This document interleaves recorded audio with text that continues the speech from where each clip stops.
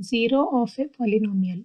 The zero of a polynomial p of x is defined as any real value of x for which the value of the polynomial becomes 0, that is p of x is equal to 0. It is also called root of the polynomial.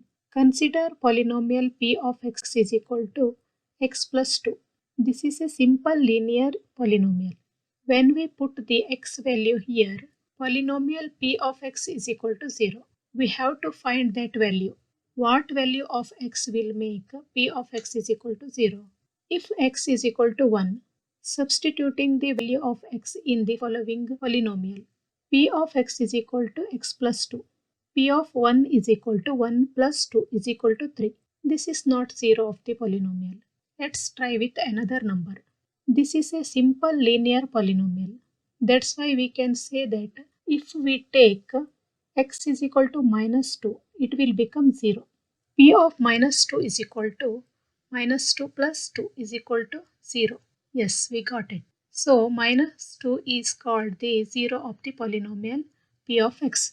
Whatever number makes the value of the polynomial 0 is called the 0 of that polynomial. Let us take another example. Find the 0 of the polynomial. G of u is equal to 4u minus 2. How do we find this? If we go by the above method, that is the trial and error method, it will take a long time to get the exact value. So we need to have a better method. Now this is a linear equation in one variable. You know how to solve the linear equation, so we can go for it.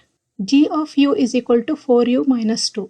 G of u is equal to 0. That is 4u minus 2 is equal to 0. Therefore, u is equal to 2 by 4. Therefore, u is equal to 1 by 2.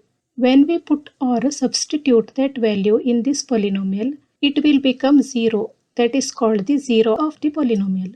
Let's check. 4 into 1 by 2 minus 2 is equal to 0. Therefore, 2 minus 2 is equal to 0. So, 1 by 2 is the 0 of this polynomial. 0 of any polynomial refers to the value of the variable u is equal to 1 by 2.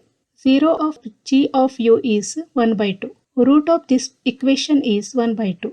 0 of polynomial g of u is equal to root of the equation g of u is equal to 0. In a linear equation, we can get only one value of 0 of polynomial.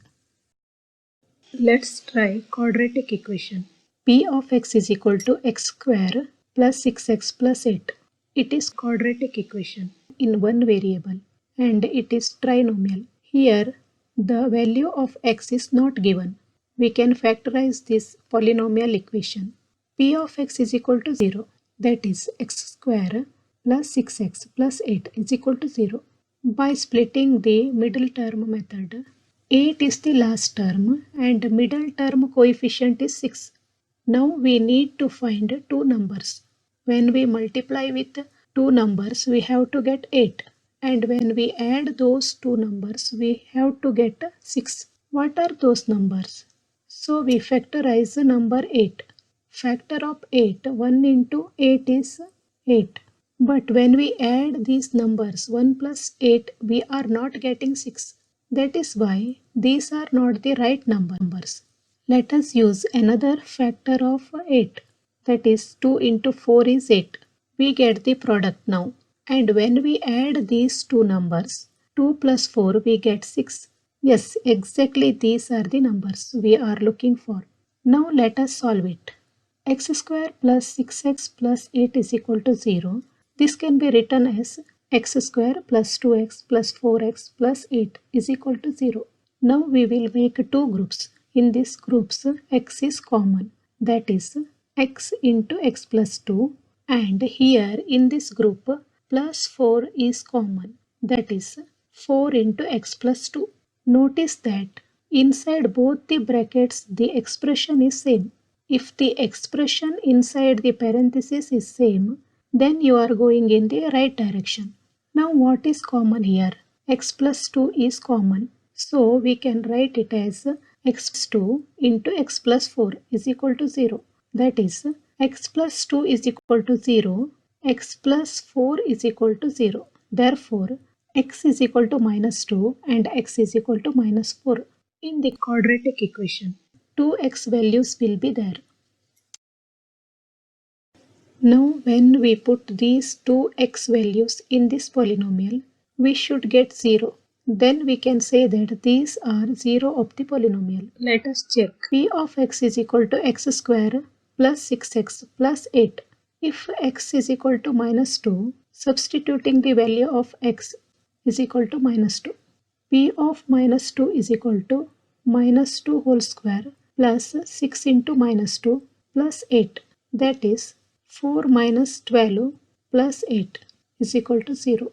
Yes, we got it. This is a 0 of the polynomial. Another one, x is equal to minus 4. Substituting the value of x is equal to minus 4. P of minus 4 is equal to minus 4 whole square plus 6 into minus 4 plus 8. That is 16 minus 24 plus 8. That is equal to 0. When we put x value minus 4 is polynomial, then also we get 0. This is also 0 of the polynomial. Now we can say that quadratic polynomial gives two values of 0 of polynomials. Now let us try one more example. P of x is equal to 9x square minus 12x minus 5. 9x square minus 12x minus 5 is equal to 0. Usually we multiply first and last numbers. Multiplication of 9 into 5 is equal to 45. We have to find the factor of this number. One of the factors is 5 into 9. When we add or subtract these two numbers, we will not get minus 12. Now let us try one more factor, 15 into 3. When we subtract smaller number by the bigger number, we will get 12. But we should also use correct sign, negative sign.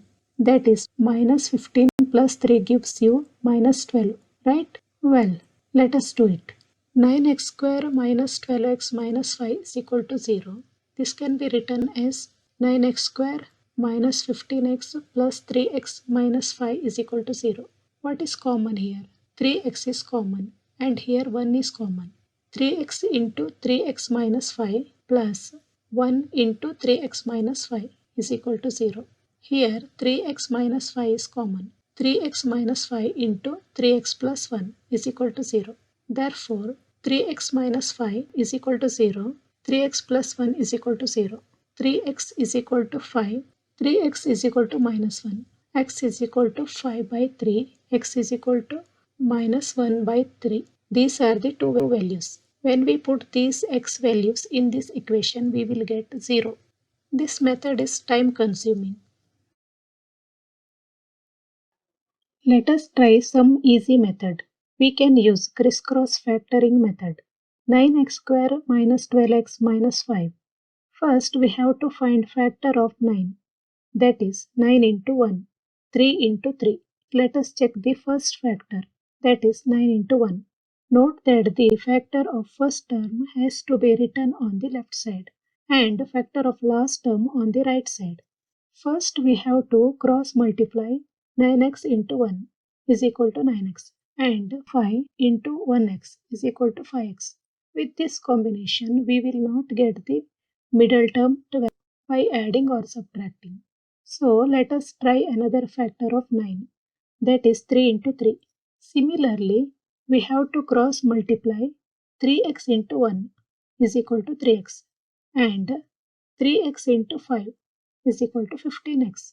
With this combination, to get the middle term 12x, we have to assign negative sign to larger number, that is 15, and positive sign to smaller number, that is 3x. Adding these two, that is minus 15x plus 3x is equal to minus 12x. Here 3x minus 5 and down here 3x plus 1. See, we got the final answer here. We took a very short time and we got the final step. This is very easy method, isn't it? 3x minus 5 is equal to 0. 3x plus 1 is equal to 0. That is 3x is equal to 5. 3x is equal to minus 1. that is x is equal to 5 by 3 and x is equal to minus 1 by 3. Put these values of x in the polynomial, you will get 0, which confirms that x is equal to 5 by 3 and x is equal to minus 1 by 3 are 0 of the polynomial. Let us try one more example. P of y is equal to 12y square minus 59y plus 72. P of y is equal to 0. 12y square minus 59y plus 72 is equal to 0. Let us find factor of 12. 12 into 1 and 3 into 4. And factor of 72 is 72 into 1, 8 into 9, 12 into 6.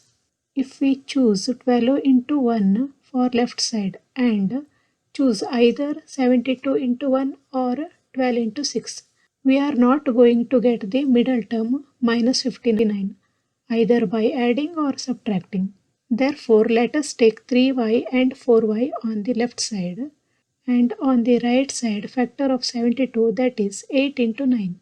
That is, when we cross multiply, 3y into 9 is equal to 27y and 4y into 8 is equal to 32y. Since we have to get minus 59y by adding 27y and 32y, we have to assign a negative sign before 8 and 9. Then we get minus 32y and minus 27y, and by adding these two numbers we get minus 59y. Therefore, 3y minus 8 into 4y minus 9 is equal to 0. We got the final answer. Now 3y minus 8 is equal to 0 and 4y minus 9 is equal to 0. That is, 3y is equal to 8, 4y is equal to 9. That is, y is equal to 8 by 3 and y is equal to 9 by 4. Now we have two values of y, 8 by 3 and 9 by 4. Substituting these values in the above polynomial, we get 0. Thanks for watching. Keep learning and keep practicing.